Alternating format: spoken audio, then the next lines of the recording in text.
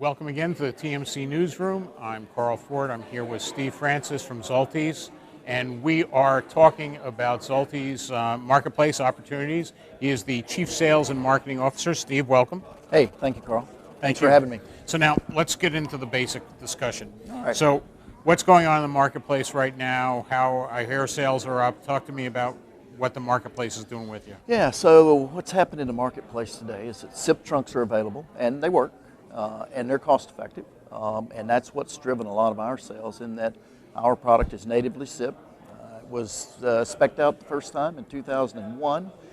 The engineers in 2001 decided to go SIP. We don't know whether they were just that smart or just that lucky, but good for us today. That SIP trunk marketplace is good and strong.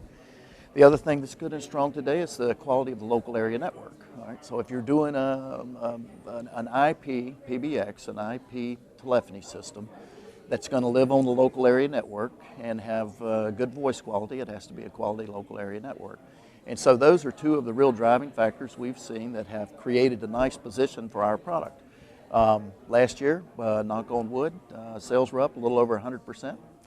Knock on wood again right now. We're on the same track. We should do it again this year. And it's so we got a great product and a great market right now. Economy might be bad, but when you can save people money, when you can show them a real return on investment, when you can give them a hard dollar payback, they're ready to buy. And most of your sales comes from channel, right? So talk to me about what's going on with the channel these days. Very, very channel-centric company.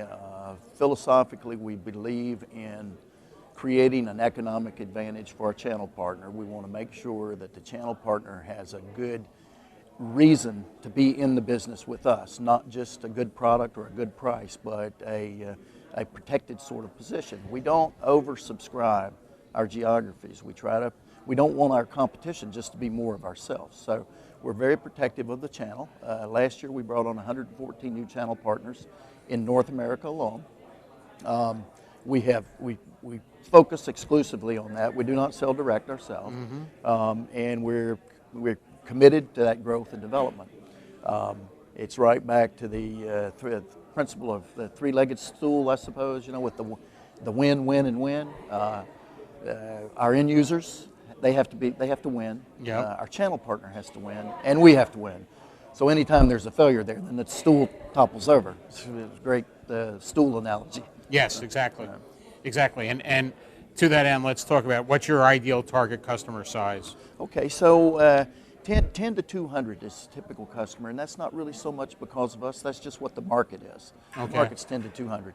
Our product fits that very well, but it also scales. We can go up to 128 sites and 10,000 users.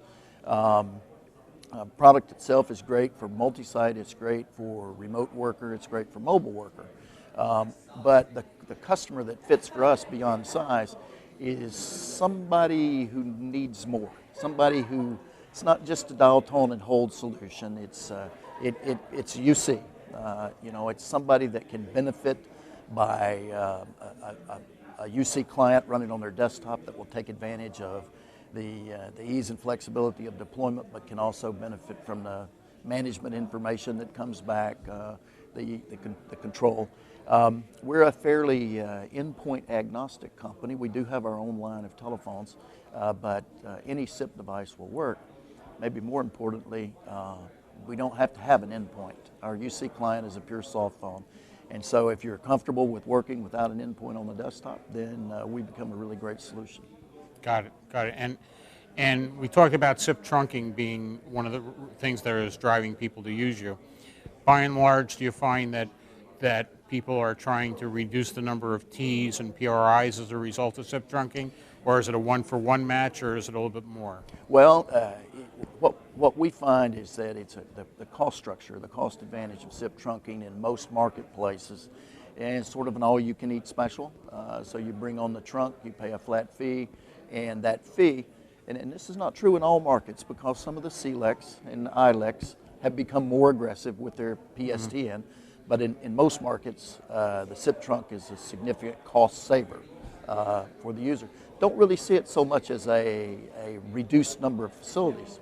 The thing that we do see a lot, though, is a hedging of bets. Okay. PRI is in, SIP trunks are there for backup. it sort of gives a comfort level to the buyer that they haven't just abandoned the old way they've always done it. But we have a number of channel partners that sell exclusively in a SIP trunking environment. They don't do PSTN at all. Got it. Got it. Very interesting. Now, ideally, who's your best channel partner? Is it somebody who's been in the VoIP space? Is it somebody who's a data-centric guy? Is it just somebody who's servicing the client and knows what the client wants? It's a terrific question, and we have to answer that for ourselves in order to build this channel. Frankly, we've focused on the telephony guys. We have a number of channel partners who have come up through the IT world, but generally speaking, our channel partners are old line telephony guys who have embraced new technology and have kept themselves educated. To me, I find that the key is that regardless of where they came from, they had to keep themselves contemporary. They have to keep themselves educated. The telephony guys are good for us because those are the guys with the big customer bases.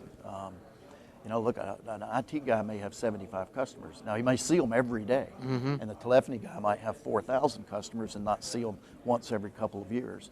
But it's that 4,000 customer base we find to be beneficial. Got it. Steve, thank you so much for your time. Really Thank you, Carl. appreciate it. Thanks a lot.